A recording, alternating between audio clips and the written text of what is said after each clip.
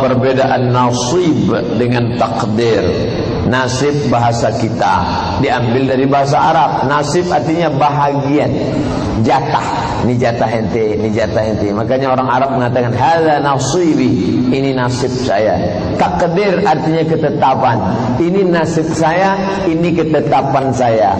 Motornya dikunci stang, ban depannya digembok, ban belakangnya diikat pakai rantai besi ke Batang Pinang. Begitu pulang acara, sama-sama pinangnya dicabut. Maka ini sudah di luar kendali. Kita berkata hadza nasibi, ini bagianku. Qaddarallah takdir. Jangan berkata kalau. Karena kalau itu pintu setan masuk. Kalau kau pakai kalau, sekali kalau disusul kalau, maka kau akan duduk di pinggir jalan sambil tersenyum. Kalaulah kemarin aku tambah gemboknya, kalaulah kemarin aku tidak pergi, kalaulah kemarin aku tidak ikut, kalaulah kemarin aku kontrol, kalau. Makanya qaddar Allah. Kalau sudah terjadi takdir Allah. Tapi setelah usaha, makanya digembok. Pulang ke rumah, simpan dalam laci, lacinya digembok. Lacinya dalam lemari, lemarinya digembok. Lemarinya dalam kamar, kamarnya digembok. Kamarnya dalam rumah, rumahnya digembok. Rumahnya dalam komplek, kompleknya digembok. Kebakaran, hilang juga. Tapi setelah usaha, istrinya dijaga, jilbabnya panjang, pakaiannya tertutup, wajahnya ditutup, orang tidak lihat, hilang juga dia. Apa boleh buat? Ini sengaja dibukakan, nampak orang, ya orang tertarik, di peletnya hilang. Bagaimana jika rindu dengan seorang akhwat?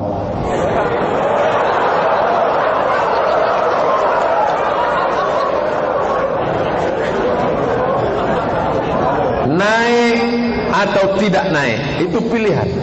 Naik atau tidak naik, itu pilihan. Ke kiri atau ke kanan, itu pilihan. Saya ke kiri atau ke kanan, itu pilihan. Tapi mencintai atau tidak mencintai bukan pilihan. Ingat itu. Suka atau tidak suka bukan pilihan. Karena cinta tak bisa memilih. Yang menjadi masalah, ini saya tidak mau menyesatkan.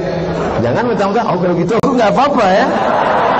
Yang menjadi masalah ketika dia sudah melompat menjadi tindakan. Bahwa cinta kepada istri orang bukan pilihan. Tapi mulai mencari namanya di FB, lalu melangkah kepada add friend, lalu minta confirm, lalu minta nomor HP, itu pilihan.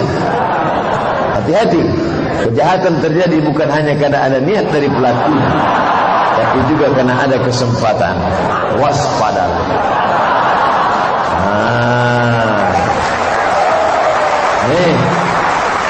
Anakku, kau rindu kepada seorang akhwat karena kau nampak wajahnya, maka jangan pandang wajahnya, menunduklah. Makanya ketika ada mahasiswi bercadar diusir dari lokal, ngadu ke saya. Saya kebetulan sekretaris lembaga penjamin mutu. Karena mutu tak meningkat-meningkat, mengundurkan diri saya. Pak Ustaz, saya diusir dari lokal karena saya pakai cadar. Kamu berhak, ini hak prerogatif. Bagus mahasiswi pakai cadar. Saya kasih rekom, mengadu ke rektor. Dia menang. Dosen tak bisa melarang, bebas. Bagus mahasiswi pakai cadar. Kenapa? Karena menutup. Karena ada masanya ketika kau nampak wajahnya, hatimu tak bisa kau dustai. Itulah hebatnya. Gimana cara menghadapi suami yang susah bangun untuk sholat subuh, Pak Ustaz? Idealnya, ini yang bertanya nih pasti perempuan. Idealnya bapak tuh yang membangunkan ibu. Diambilnya air, memercikkan air ke wajah ibu untuk ngajak tahajud. Bangun. Itu kalau nikahnya udah 20 tahun. Tapi kalau yang baru, pengantin baru kemarin, wake up my honey, wake up my darling, mestinya begitu. Tapi nasib ibu apa boleh buat, jangan ibu mengutuk nasib. Bagaimana Pak Ustadz? Dalam hadis pun dikatakan sebaliknya, si istri pun boleh memercikkan air, cuman hati-hati, takutnya dia tengi ditembak. Oleh sebab itu bang, abang sholat lah bang, aku tak mau sekamar sama babi hutan bang. Bayanglah bang, sekarang umur ni cepat matinya bang. Karena ada lagunya tuh bang, orang kaya mati, orang miskin mati, mati, abang pun akan mati aja. Sembayanglah bang, nah, insya Allah sembayang dia. Tengoklah tuh bang, ada orang batuk mati, minum kopi mati. Masa ada orang minum kopi mati? Ya kopi Mirna kemarin mati dia bang. Mohon jelaskan tentang pajak 2,5%. Mana ada pajak 2,5%? 15% pajak. Pajak pendapatan itu zakat. Apakah boleh dikumpulkan dulu selama setahun, setelah itu baru didistribusikan di kampung halaman? Maka zakat itu siapa yang kena zakat? Yang berpenghasilan 85 gram. Ingat, 85, 85, 85, 85, 85. Jangan keluar dari sini jadi 58.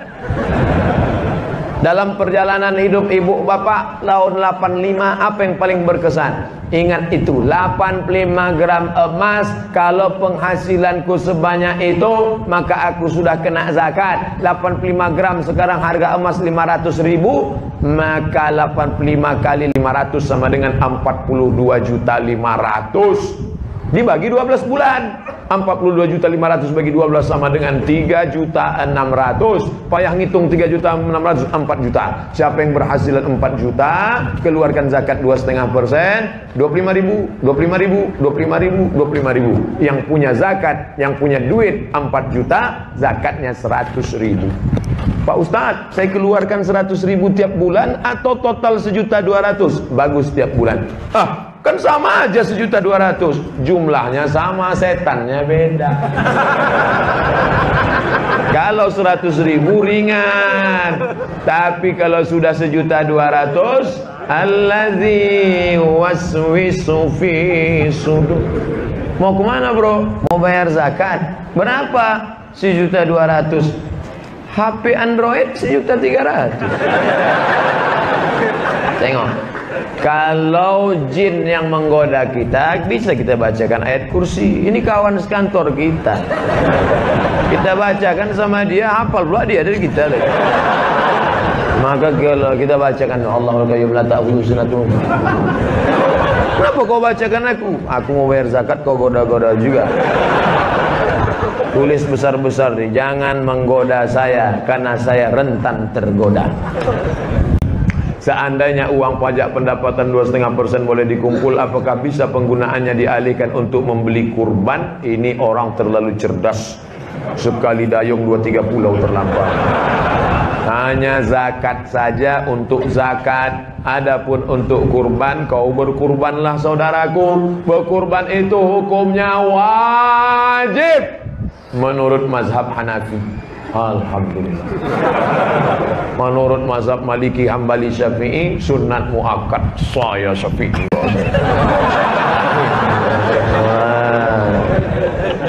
Kurbanlah. Fasalli li rabbika wanhar. 2,5 juta. Ingat, duit yang kau simpan tak mau keluar akan keluar juga dengan caranya sendiri. Meletuplah ban, datanglah sakit. Saya bukan nakut-nakuti. Peganglah, silakan, akan keluar dengan caranya sendiri. Ingat, tengok, waspada. Saya ingin mengakikahkan anak saya, tapi saya belum diakikahkan. Mana yang lebih utama? Mengakikahkan anak saya? Karena biaya tak cukup Pak Ustaz. Akikah saya itu tanggung jawab ayah saya. Akikah anak saya itu tanggung jawab saya. Ketika saya punya duit 2,5 juta, saya lunasi tanggung jawab ayah saya atau tanggung jawab saya? Tanggung jawab saya. Saya punya duit 2,5 juta, anak lahir, maka saya akikahkan anak saya. Setelah saya akikahkan anak saya, rezeki bertambah, sekarang ada duit 5 juta, 2 ekor kambing. Maka saya boleh mengakikahkan diri saya. Bapak ibu yang belum akikah, malam ini ada duit, langsung cari kambing, www.kambing.com. Assalamualaikum Pak Kambing. Salam. Bisa tolong carikan kambing ya besok. Besok siapa yang mau akikah besok, tolong kirim alamat, saya insyaallah datang ke sana. Tapi kalau umur sudah 40-30, akikah saja, jangan minta ayun pakai marhaban.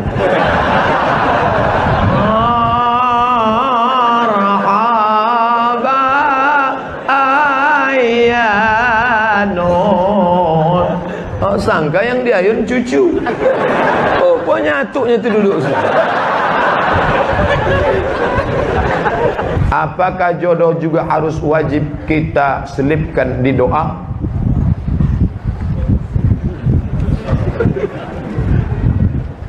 Minta rezeki kepada Allah. Allahumma rzuqna rizqan halalan thayyiba. Istri itu rezeki atau tak rezeki?